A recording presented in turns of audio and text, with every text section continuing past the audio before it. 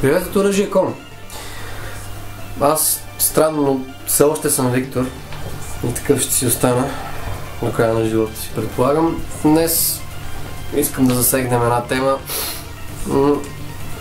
за ето тези спрейчета. Ще си говорим 2 часа, как се ползват, защо се ползват.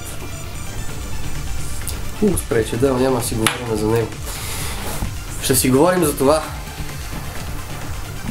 Зораки, модел 906. Виждате колко е компактен. Стандартен 9 мм.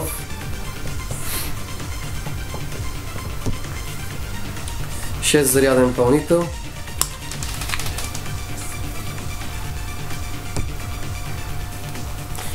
В долната част полимер с ергономична ръкохватка. Горната част блокът метален, отвътре, отвън. Стандартно. Друго нещо, което много ме изненада, ще помоля оператора да даде по-близък план. Отзад на чукчето по средата е много добре монтирано една метална пластинка.